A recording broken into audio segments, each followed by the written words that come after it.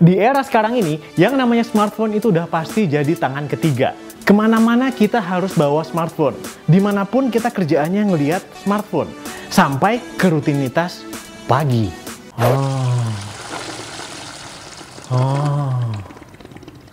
Kalau sampai lupa, kita terpaksa menggantikan smartphone dengan botol sampo. Oh, ini kandungannya.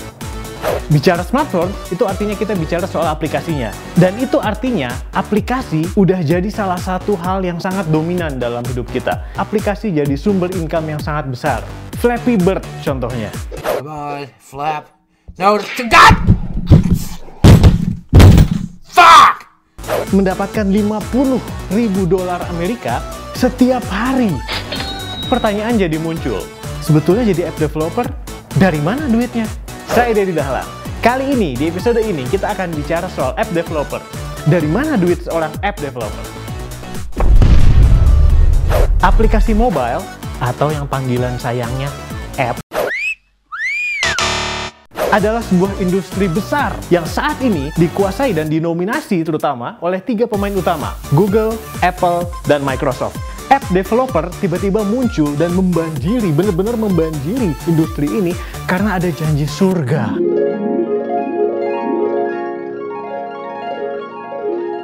Salah satu contohnya adalah WhatsApp. Dalam waktu 5 tahun sejak dia diluncurkan, dia dibeli oleh Facebook dengan harga $16 miliar, atau itu sekitar 192 triliun rupiah. 5 tahun loh, 5 tahun. Para raksasa industri ini memiliki akses pada pengguna hardware atau software mereka. Mendunia, global, jumlah yang luar biasa masif. Massa is money.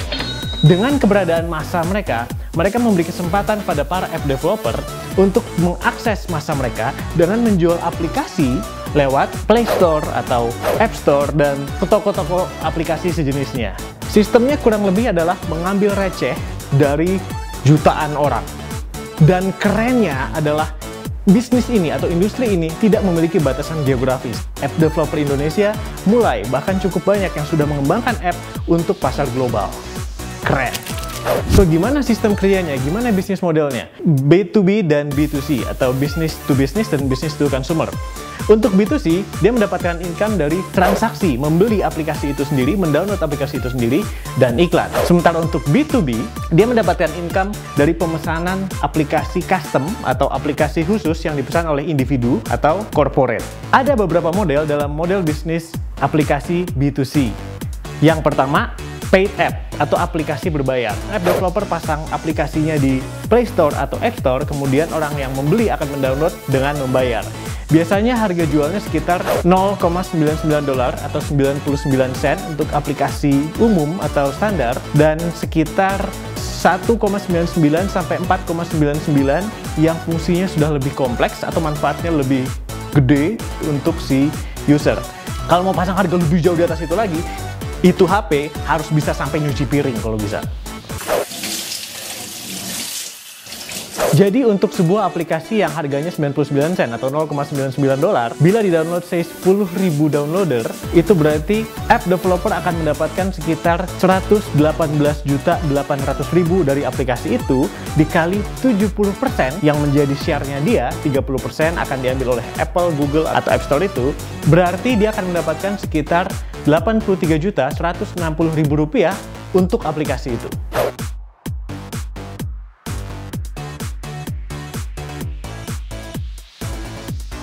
Ada bisnis model yang lain. Bisnis model yang disebut freemium.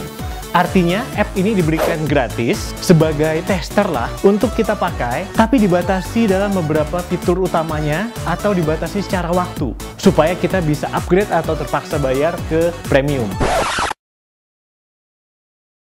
Skema kedua yang ada adalah in-app purchase. Artinya, pakai gratis, main gratis, menjalankan gratis, tapi kalau mau mengakses fitur yang bisa memudahkan, bayar. Mau beli sesuatu dalam aplikasi itu, bayar lagi. Model ini paling sering dipakai dalam game, dan terbukti meningkatkan income aplikasi-aplikasi game sampai 79%, dan bikin orang tua marah. Karena anak-anaknya pada beli sesuatu dalam aplikasi, dan ngabisin isi kartu kredit orang tuanya. Skema ketiga yang ada, dan ini ke salah satu favorit app developer, adalah gratis dengan iklan. Kenapa ini jadi favorit? Sistem aplikasi dengan iklan memungkinkan seseorang mendapatkan income rutin dari aplikasi. Karena iklan akan memberikan komisi atau angka setiap kali ada yang pakai aplikasi itu dan setiap kali iklannya muncul di aplikasi itu. Nah, sekarang gimana ngitungnya?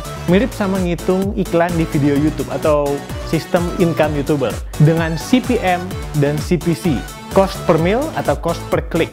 Variasi harga rata-rata untuk CPM adalah $1 per 1000 view atau 1000 impression istilahnya, dan $0,25 atau 25 sen untuk setiap klik. Tentu tergantung iklannya.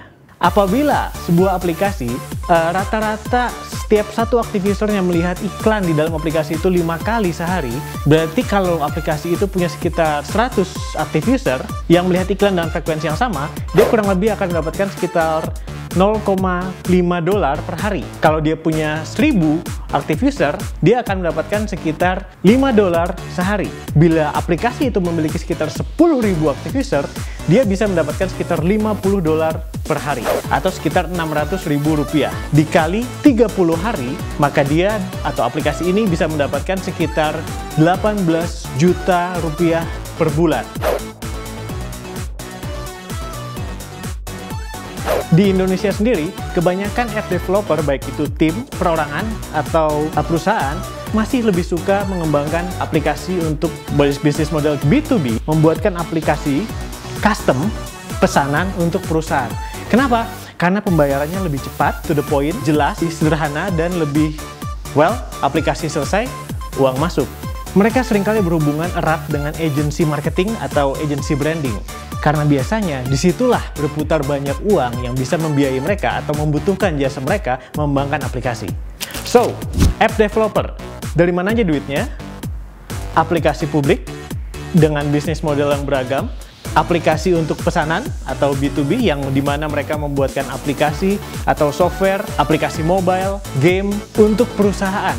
Dan sumber ketiga yang umum digunakan adalah menjadi online freelancer, tim designer, SEO, consultant, web designer, web developer, dan masih banyak lagi, tergantung dari kreativitas mereka mengembangkannya.